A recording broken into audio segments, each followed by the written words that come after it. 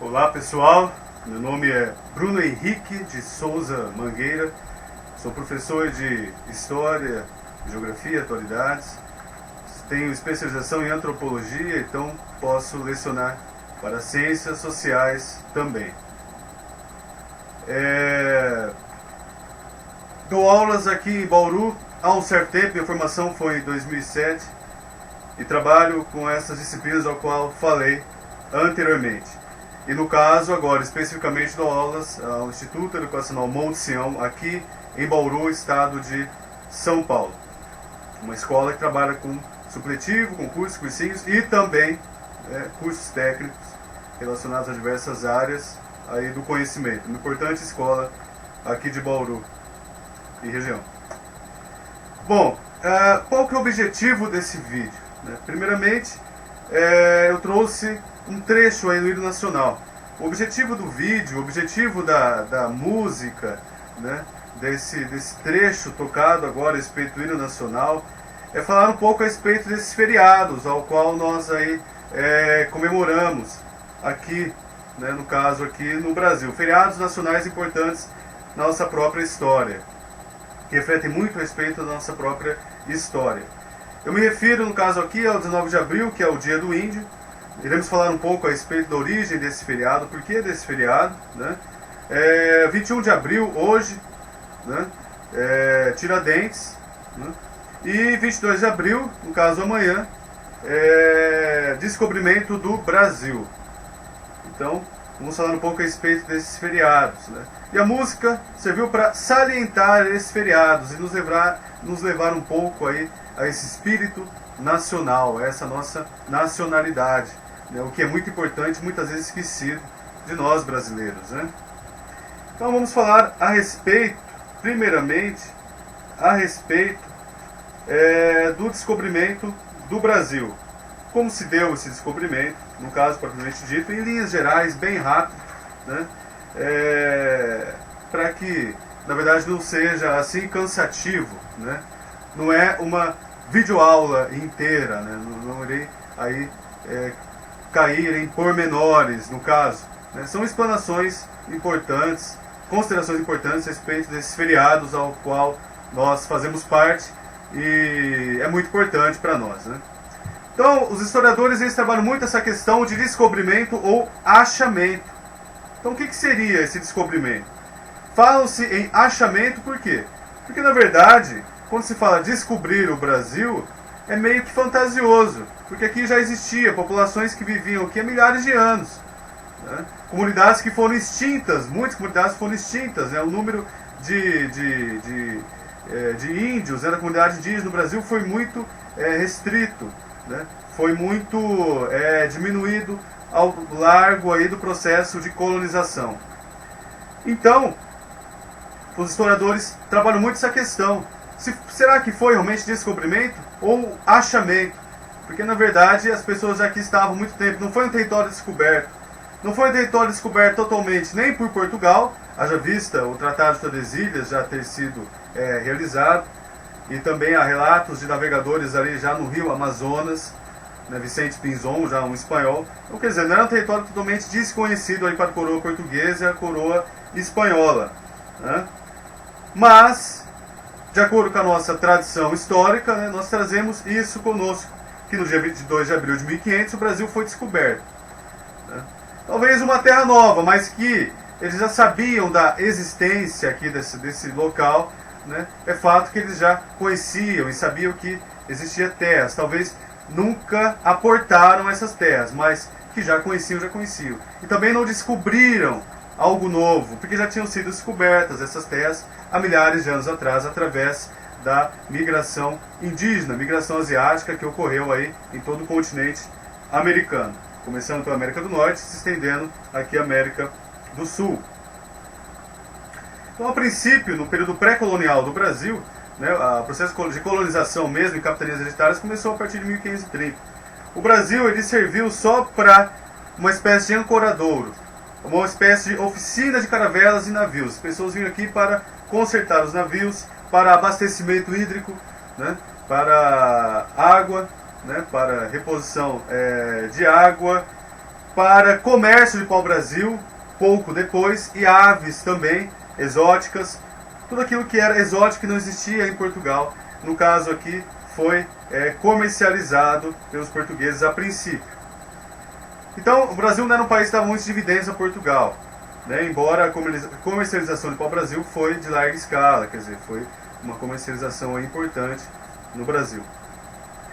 Posteriormente, no Brasil foi introduzido o cultivo de cana-de-açúcar, aí precisou de um emprego de uma mão de obra muito maior do que aquilo que existia no Brasil.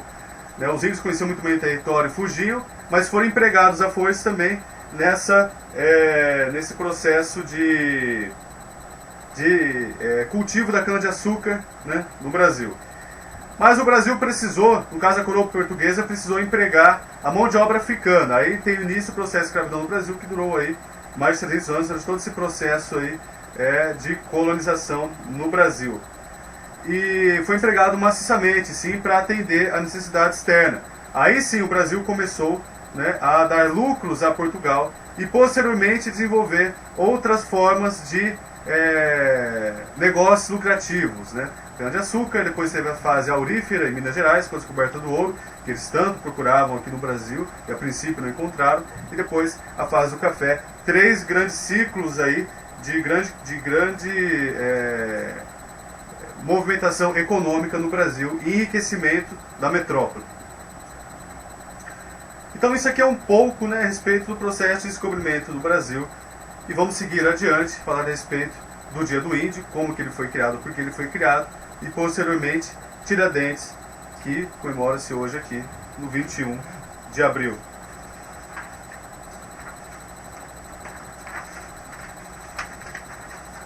O Dia do Índio ele foi criado, no caso aqui, por Getúlio Vargas, em 19 de abril aí, de 1943. O então Marechal Rondon, sempre um ativista aí, né, da cultura indígena, também, né, tendo seus ancestrais indígenas, também valorizando isso, essa consanguinidade indígena, né, ele pressionou Getúlio Vargas para que ele tomasse posições em relação à demarcação de terras indígenas, à criação do Estatuto do Índio também, né, foi criado posteriormente, mas a partir desse momento Getúlio Vargas, né, até mesmo por uma pressão externa, intero-americana, e a comunidade interamericana, que foi um órgão criado durante esse período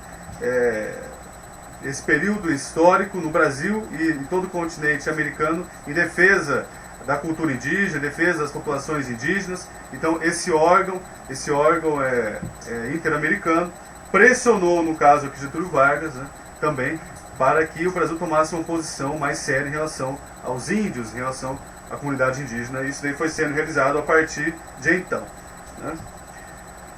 Foi criado realmente esse dia para que as pessoas pudessem lembrar, para que as pessoas pudessem se voltar à importância da cultura e das populações indígenas no Brasil. Mas interessante, nós fazemos questionamentos em relação a essa comunidade indígena. Falar o quanto eles foram expropriados, o quanto eles foram dizimados, o quanto eles sofreram com a presença do branco no Brasil.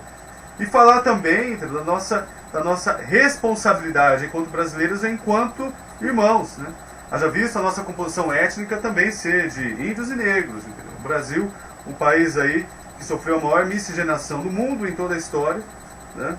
E tem aí a sua dívida muito grande em relação a essas comunidades, né? Já foi provado cientificamente que 90% dos brasileiros têm ascendência indígena e ascendência africana, independente da cor da pele. Então isso daí é fato do nosso Brasil. E se a pessoa realmente não tem ascendência indígena ou africana, mas ele tem uma herança cultural indígena e africana. E os índios aí têm a sua parcela, né, de direitos a serem resguardados, a serem asseverados no Brasil, haja visto toda a sua expropriação, todo o processo de dizimação que eles sofreram como um todo, né? Se fosse comparar no início do processo de colonização do Brasil, era mais de 1 milhão, né, de comunidades indígenas, mais de 1 milhão de índios espalhados por todo o território. Hoje em dia é um número bem menor do que isso, né? De índios realmente que se dizem índios são assegurados mesmo aí pela FUNAI, pelo Estatuto do Índio, vivem em terras demarcadas em si, né, que detêm essa etnicidade indígena. Vamos falar um pouco a respeito agora de Tiradentes, nesse nosso 21 de abril aqui de 2015. O Tiradentes foi uma figura muito interessante durante o processo durante o Brasil colonial, final do Brasil colônia. Ele, de certa forma, influenciou o processo de independência do Brasil. Foi um movimento que, posteriormente, né, serviu de exemplo para o processo de independência do Brasil. É lógico que o processo de independência no Brasil não foi organizado, orquestrado pelo povo, né, mas foi uma ação mesmo desenvolvida pela oligarquia, né, pressionando aí Dom Pedro I para que ocorresse o processo de independência no Brasil, haja visto a permanência da família real portuguesa no Brasil e o Brasil deixando de ser colônia e tornando-se império por um certo momento, né, império de toda a coroa portuguesa. Tiradentes é uma figura interessante por quê? Porque ele demonstra bem também um pouco daquilo que o brasileiro é, né? Tiradentes, né, o mestiço Tiradentes. Tiradentes, ele desde pequeno, né, sofreu vários augúrios, vários problemas, né, o quarto de 7 irmãos. Tiradentes, órfão, né, teve que tomar conta das propriedades dos seus pais, né, e posteriormente adquiriu o ofício de dentista, seguindo o exemplo do seu tio e padrinho, né. E o dentista naquela época, ele era cabeleireiro, ele era dentista, ele era médico, ele era boticário, ele era farmacêutico, enfim. Ele agia através de várias formas e Tiradentes desempenhava esses papéis ali em Ouro Preto, ali onde ele vivia, no caso em Minas Gerais também. Depois, posteriormente, Tiradentes foi tropeiro, adquiriu mulas, né, e fazia transporte de produtos lá de Minas Gerais até a Bahia. Posteriormente ele entrou aí no exército, né, na cavalaria, e adquiriu o título de alferes, que seria uma espécie de subtenente. Trabalhou e adquiriu o ofício dentro dessa formação militar de minerador. Ele conhecia muito a respeito de rochas, a respeito de minérios, aonde poderia se encontrar ouro. Tiradentes ele se tornou especialista em várias áreas. O problema de Tiradentes é que ele não conseguiu sucesso nessas áreas, né? Isso também o frustrava. Em um determinado momento de sua vida, Tiradentes entrou em contato com os ideais iluministas, né? Ele teve contato aí com uma biblioteca ali em Ouro Preto. E nessa biblioteca ele começou a ler muito a respeito de Rousseau, de Diderot, Montesquieu, né, John Locke, que falava a respeito da criação realmente de um outro Estado, né, de um Estado livre, de um Estado não preso ao absolutismo, à monarquia, à nobreza, à realeza, né, mas um Estado realmente, né, voltado aos interesses populares, sim, né, e à liberdade do indivíduo, né, como um todo. Então isso aí faz parte dos ideais iluministas, e Tiradentes entrou em contato com isso daí. Entrou em contato também indiretamente com o processo de independência norte-americano também. Então Tiradentes era muito bem instruído, culto, né, e uma pessoa aí que era bem articulada, falava bastante, né, um bom articulador. Tiradentes ele entrou em contato também com um grupo de pessoas que queriam transformar a realidade de Minas Gerais e do Brasil como um todo. Uma espécie de pré-independência. Eram conspiradores, eram inconfidentes, eram pessoas que se organizavam, se reuniam, estavam articulando um projeto para que realmente o Visconde de Barbacena fosse ali tirado do poder, da situação onde ele estava ali vivendo, né, e se instaurasse ali um novo processo de administração política ali em Minas Gerais, consequentemente no Brasil, um sistema aí republicano, baseado nos ideais da Revolução Francesa, liberdade, igualdade e fraternidade. Posteriormente, o processo de escravidão ia ser aí deliberado também, não a priori, né, mas posteriormente seria aí articulado e liberado esse processo de escravidão, assim como ocorreu ali nos Estados Unidos na Guerra da Secessão. Então os ideais deles eram interessantes, né, e faziam parte daquilo que eles estavam passando, o quanto que eles eram explorados também, né. A comunidade africana, é lógico que era muito explorado, o trabalho africano, esse trabalho escravo, sim, forçado, logicamente, né? Mas mesmo os pequenos proprietários, aqueles que lidavam diretamente com isso daí, os brasileiros, né? Não tinham muitos rendimentos, não lucravam muito com a extração de ouro. Praticamente todos os rendimentos, através da derrama, era levado aí à coroa portuguesa, era levado aí a Portugal. Então isso daí incomodou muito esses inconfidentes. O objetivo deles foi frustrado, né? Eles foram denunciados por um homem que tinha praticamente um nome igual ao de Tiradentes, Joaquim Silveira dos Reis, Tiradentes, Joaquim da Silva Xavier. Então o Joaquim denunciou o Joaquim, né? Parece mais um conto português do que um conto brasileiro, e o Joaquim denunciou o Joaquim e foi responsável, não simplesmente Joaquim Silveira dos Reis, mas outros delatores foram responsáveis pela desarticulação desse movimento e, consequentemente, da punição dos inconfidentes, daqueles que conspiravam contra a nobreza, conspiravam contra Portugal. Foram acusados de crime de lesa majestade. Muitos foram ao degredo, muitos foram presos, Tiradentes foi preso, mas quem sofreu a punição maior foi Tiradentes, né? No caso aqui, Joaquim da Silva Xavier, que foi o processo de enforcamento e posteriormente esquartejamento. Foi condenado no Rio de Janeiro, foi degolado, né? E os seus restos mortais, né? O seu corpo dividido em 4 partes e a sua cabeça, levados aí para Minas Gerais, um em Ouro Preto e o outro no que hoje é a cidade de Tiradentes, ao longo da estrada dessa cidade, para que as pessoas pudessem ver e temer a ação de Portugal. Então o objetivo era muito mais visual, né, de repressão e de temor, né, nas populações e em todos aqueles que queriam ou poderiam agir contra a coroa portuguesa. Então o objetivo deles era chamar a atenção dessa forma e por isso agiram assim, no caso, com Tiradentes também.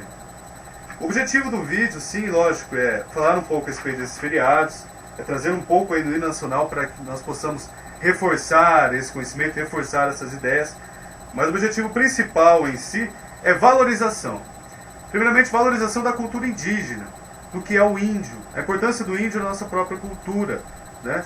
Do nosso sangue, das nossas origens também, e o quanto a sociedade brasileira é devedora, em muitos aspectos, à cultura indígena.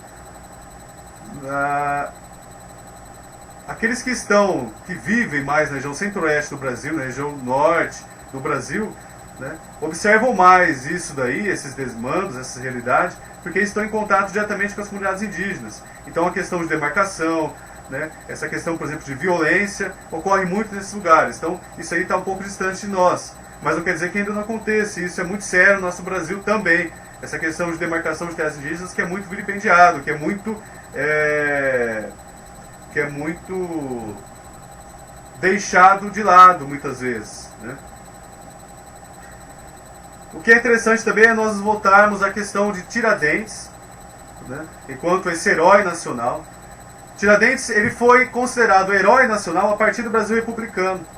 É interessante perceber que antes do Brasil República, durante o Brasil Império, Tiradentes não era nem lembrado. Soube-se que ele existia, sim, tal, mas não era lembrado. Não era considerado um mito. O processo de mitificação de Tiradentes ocorreu durante o Brasil República. Então eles fizeram uma analogia de Tiradentes a Jesus Cristo, na forma como Tiradentes ali foi pintado pelo artista, no caso, e também Joaquim Silveira dos Reis como Judas. E ele não foi o único que delatou Tiradentes. Eles criaram uma imagem de Tiradentes, transformaram ele em um herói nacional. Por quê? Porque Tiradentes representava muito bem tudo aquilo que era contra a monarquia. E quando Tiradentes foi enforcado, o Brasil passava aí por um período de, no caso aqui, dominação portuguesa, um período colonial. Então, o que é interessante em relação a Tiradentes é esse processo de formação mítica, formação do herói que ocorreu no Brasil República, sim, né, e o que é importante. Mas o que é interessante, vale salientar, é que não é por isso que Tiradentes não foi importante, não foi uma figura interessante, culto e grande articulador do movimento da Inconfidência Mineira, né, do movimento realmente que ocorreu no Brasil nesse período. Então o que é mais interessante nós nos voltarmos é essa questão de valorização do herói, os nossos heróis. Toda e qualquer nação que se preze tem o seu herói, né? Tem o seu personagem importante, tem aquilo ao qual as pessoas realmente respeitam e gostam. E por que não gostarmos de Tiradentes? E por que não nos identificarmos com Tiradentes em relação ao seu instinto de sobrevivência, em relação às suas habilidades naturais, em relação à maneira como ele levava a sua vida, né? E foi peça importante nesse processo aí de independência do Brasil, sim, posteriormente, né? Mas nesse processo histórico do Brasil. Vamos falar um pouco a respeito também do Brasil, essa questão de valorização daquilo que é nacional. Devemos valorizar a nós mesmos enquanto brasileiros. Devemos nos valorizar. Devemos dar valor a nós mesmos, né? Temos por tradição, né, essa nossa baixa autoestima. Tudo que é de fora é bom, o que é nosso não presta. E não é verdade. O cinema norte-americano é ótimo, o cinema brasileiro não presta. A música norte-americana, o rock and roll, é maravilhoso. O samba, aquilo que é popular aqui, não presta. Então, quer dizer, temos esse costume de transformar aquilo que é nosso em lixo e transformar aquilo que é dos outros em luxo. E isso daí nos leva, entendeu, a uma série de problemas também no Brasil. Não damos valor a nós mesmos, enquanto brasileiros, enquanto nação, enquanto país. Sim, estamos passando por um momento de crise, sim, por um momento de grandes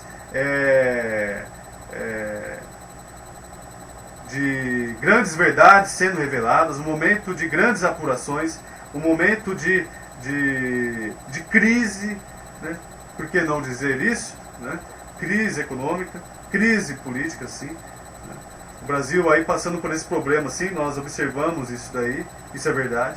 Mas isso não quer dizer que o Brasil é um país mau para se viver, não quer dizer que o Brasil não tem jeito, não quer dizer que nós não podemos fazer a diferença, não quer dizer que está tudo acabado, não.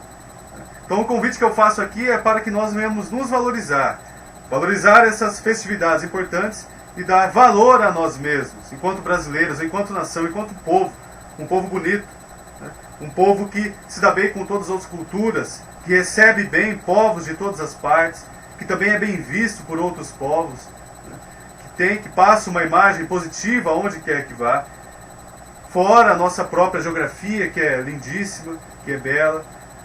Então, quer dizer, lógico que há problemas de ordem de administração pública no Brasil, com certeza há, mas isso não é algo simplesmente nosso, e não é algo tão recente assim, como muitas vezes é dito pela mídia, né, ou trazido à tona, é algo que ocorre no Brasil há muito tempo, e precisa ser resolvido, precisa ser mudado, sim.